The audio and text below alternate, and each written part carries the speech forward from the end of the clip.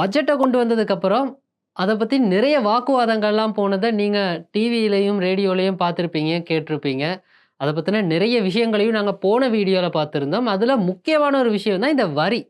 வரியை பற்றியும் நாங்கள் அந்த போன வீடியோவில் நிறைய பார்த்துருந்தோம். அதுலேயும் இந்த வெட் த்ரெஷோல்டு, எஸ்எஸ்சிஎல் த்ரெஷோல்டு எல்லாத்தையும் குறைச்சி இருக்காங்க அப்படிங்கிற ஒரு விஷயத்தையும் நான் உங்களுக்கு சொல்லியிருந்தோம். உங்களுக்கு ஞாபகம் இருந்திருக்கும் அந்த வீடியோவை பார்த்துருந்தீங்கன்னா. ஸோ இதுக்கு முன்னாடி வரி கட்டாதவங்க எல்லாம் இந்த வரி வலைக்குள்ளே மறுபடியும் வரப்போகிறாங்க. இதுக்கு முன்னாடி வரி கட்டியிருந்தவங்களுக்கும் இதனால ஓரளவு சேஞ்சஸும் பாதிப்புகளும் வர்றதுக்கான வாய்ப்பு இருக்குது. ஸோ இன்னும் அதிகமான பேர் வரிகளை கட்ட போகிறதுனால இந்த வரியை பற்றின ஒரு பேசிக் இன்ட்ரடக்ஷனையும் அதை பற்றின ஒரு பேசிக் ஐடியாவையும் தான் இந்த வீடியோவில் நீங்கள் பார்க்க போகிறீங்க. மார்க்கெட் சிஸ்டம், அதாவது சந்தை நடைமுறைகளை நம்புகிற ஆக்களா எங்களோட கருத்து என்னென்னா, அரசாங்கம் தேவைக்கு அதிகமாக செலவு பண்ணக்கூடாது அப்படிங்கிறது தான். ஏன்னா அரசாங்கத்தோட வருமானம்ங்கிறது தான் அரசாங்கத்தோட செலவு. என்னது எதுவும் மாற்றி சொல்லிட்டீங்களா? இல்லை சரியாக தான் சொன்னேன். அரசாங்கத்தோட வருமானம்ங்கிறது இந்த வரிகளால் கிடைக்கிறதுன்னு சொல்ல முடியாது.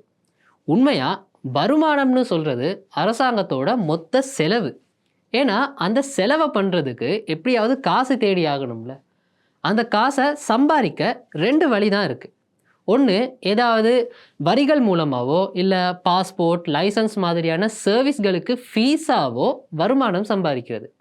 அப்படி இந்த வருமானம் பத்தலைன்னா 2வது வழி பணவீக்கம் மூலமாக கவர் பண்ணுறது.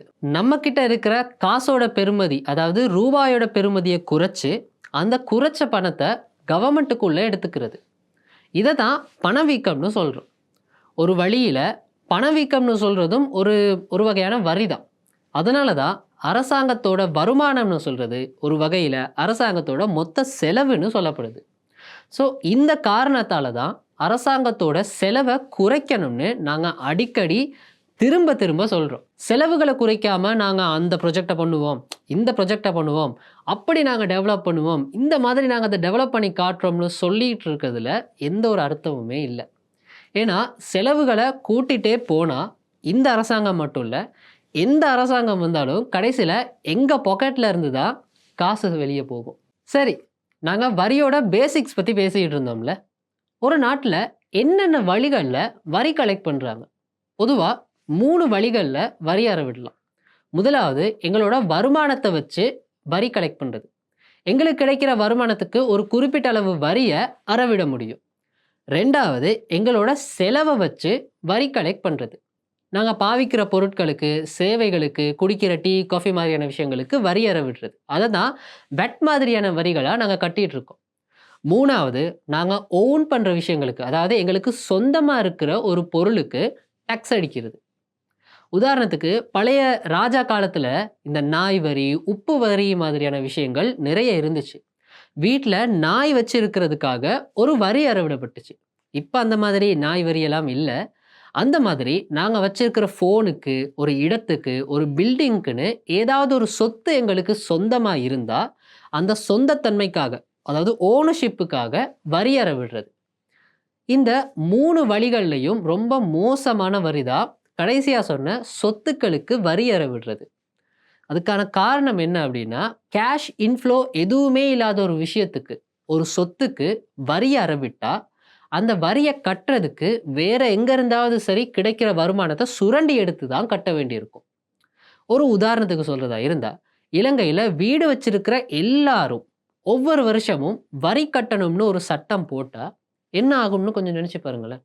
ரொம்ப அநியாயமான ஒரு விஷயம் தானே அது. ஏன்னா அந்த வீடு அவங்க வாழுற வீடு.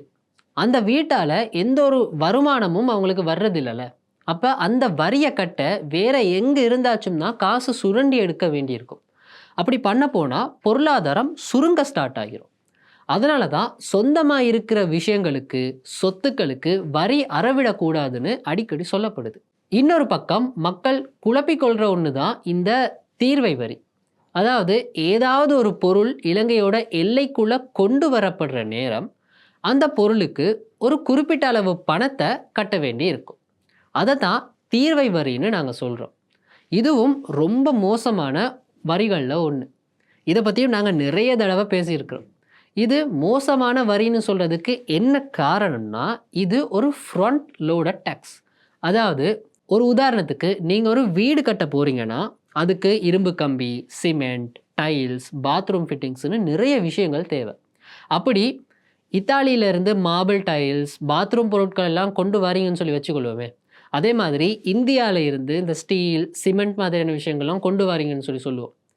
அது எல்லாத்தையும் நீங்க கண்டெய்னர்ல ஸ்ரீலங்காக்குள்ள கொண்டு வரும்போதே, அதுக்கு நீங்க தீர்வை வரி கட்டிறணும். அதாவது நீங்க வீடு கட்ட முன்னாடியே அதுக்கு டாக்ஸ கட்டிட்டீங்க. இதுவே அது வியாபாரத்துக்கு கட்டுற ஒரு பில்டிங்கா இருந்தா, அத தொடங்க முன்னாடியே அதுக்கு ஒரு பெரிய தொகைய கட்டிடுறீங்க. அப்படின்னா, உங்க வேலைய ஆரம்பிக்க முன்னாடியே அதுக்கு வரி கட்டி முடிஞ்சு. அப்ப இதுக்கு இந்த வரியெல்லாம் கட்டுறதுக்கு எங்கேருந்து நீங்க காசு எடுப்பீங்க? கண்டிப்பா லோன் எடுக்கணும். அதாவது ஒரு பேங்க்ல இருந்து சரி, ஃபினான்ஸ் கம்பெனில இருந்து சரி, பெர்சனல் லோனோ, இல்ல ஹவுசிங் லோனோ, பிசினஸ் லோனோ கடன் எடுத்து தான் கட்டணும். அப்ப நீங்க அந்த பில்டிங்க கட்டி, அத பாவிச்சு, அதிலிருந்து ஒரு வருமானத்த சம்பாரிக்கிறதுக்குள்ள அதுக்கு டாக்ஸ கட்டி முடிச்சாச்சு. அதோட இந்த டாக்ஸோட சேர்த்து நீங்க வட்டிக்கும் காசு செலவழிச்சிட்டு இருக்கணும். ஏன்? அந்த பில்டிங்காக நீங்க எடுத்த லோன் வேற ஒன்று இருக்குல்ல. இத தான் ஃப்ரண்ட் லோடட்ன்னு சொல்லி சொல்றோம். ஸோ டாக்ஸ் ஃப்ரண்ட் லோடடா இருக்கிறதால தீர்வை வரிங்கிறது ரொம்ப மோசமான ஒரு விஷயமா இருக்கு. ஓகே, மறுபடியும் நாங்க வரியோட பேசிக்ஸுக்கு வரதா இருந்தா, ஒரு வரி சிஸ்டம், அதாவது ஒரு டாக்ஸ் சிஸ்டம்ங்கிறது பேசிக்கா எப்படி இருக்கணும்னு பார்த்தா, முதலாவது ரொம்ப சிம்பிளிஃபைடா எளிமையான ஒரு டாக்ஸ் சிஸ்டமா இருக்கணும். நம்மகிட்ட இருக்கிற சிஸ்டம்னு பார்த்தீங்கன்னா, பேசிக்கா வெட் இருக்கு. அதுக்கு மேல செஸ் இருக்கு. அதுக்கு மேல பெல்லுங்கிற ஒரு வரி இருக்கு. அதுக்கு மேல இன்னும் நெறைய கஸ்டம் டியூட்டீஸ், இம்போர்ட் டியூட்டீஸ்ன்னு இன்னும் நெறைய சிக்கலான வரிகள் இருக்கிறதுனால, மக்களுக்கு பெரும்பாலும் இந்த மாதிரியான வரிகள கட்டுறதுக்கு ஒரு விருப்பம் இருக்கிறதில்ல. அப்படியே நீங்க வரி கட்டுறதா இருந்தாலும், அந்த வரிய மறுபடியும் நாங்க ரெஜிஸ்டர் பண்றதுக்கு, எவ்வளவு வரி வருதுன்னு சொல்லி ரெக்கார்ட் பண்றதுக்கு ரொம்ப கஷ்டமான ஒரு இதா இருக்கு. ஸோ இதனால தான் வரி அப்படிங்கிற ஒரு விஷயம் ரொம்ப சிம்பிளிஃபைடான ஒரு விஷயமா இருக்கணும்.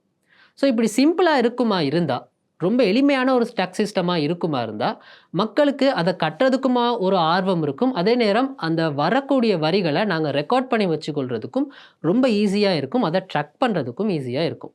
ஸோ முதலாவது வரி சிஸ்டம் அப்படிங்கிறது ரொம்ப எளிமையானதா இருக்கணும்.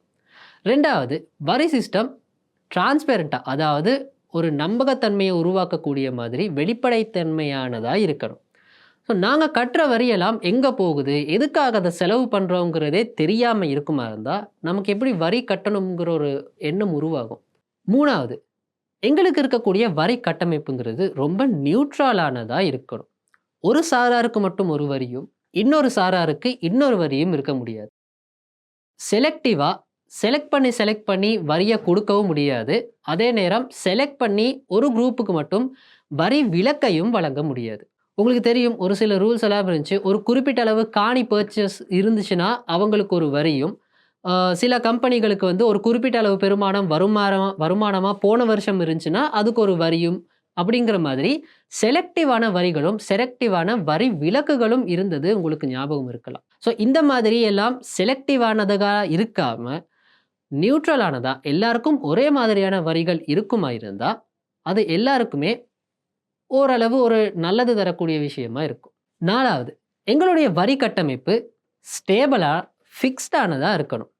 உங்களுக்கு தெரியும், சில நேரம் இந்த மாதிரியான பட்ஜெட் மாதிரியான விஷயங்கள் வார நேரம், போன வருஷம் இருக்கிற வரி அடுத்த வருஷம் இருக்காது. இந்த வருஷம் கொண்டு வரப்படுற வரி வந்து அடுத்த வருஷம் இருக்காது. சில நேரம் அதை விட பெரிய இன்னொரு கொஞ்சம் வரிகள கொண்டு வரக்கூடியதா இருக்கும். ஸோ இந்த மாதிரி ஒவ்வொரு வருஷமும் வரிகள மாத்திக்கொண்டே இருக்கிறப்போ, அத கட்டக்கூடிய மக்களுக்கு அது மேல ஒரு நம்பகத்தன்மை இல்லாம இருக்கிறதுனால, ஸோ இந்த மாதிரியான ஃபிக்ஸ்டான வரிகள வந்து எப்பயுமே மெயின்டெயின் பண்ணி கொண்டு இருக்கணும். ஸோ எல்லா வருஷமும் ஒரே மாதிரியான வரிகள் இருக்குமா இருந்தா, அத கட்டுறதுக்கு மக்கள் இன்னும் கொஞ்சம் ஆர்வம் காட்டுவாங்க அப்படிங்கிற ஒரு கான்செப்டும் இந்த இடத்துல இருக்கு.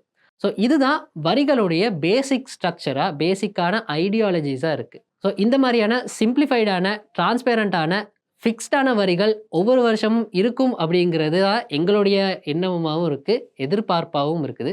ஸோ பொறுத்திருந்து தான் பார்க்கணும். இதுக்கு மேல நீங்க வரி கட்டுவீங்களா? புதுசா இன்னும் ஆட்கள் வரி வலைக்குள்ள வரப்போறாங்களா?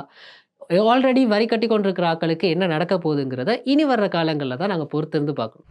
இந்த மாதிரியான இன்னும் பல பொருளாதார விஷயங்களை தெரிஞ்சுக்கொள்ளணும்னா, எங்களுடைய சேனலை சப்ஸ்கிரைப் பண்ணுங்க. மறக்காம இந்த வீடியோவை நிறைய ஷேர் பண்ணுங்க.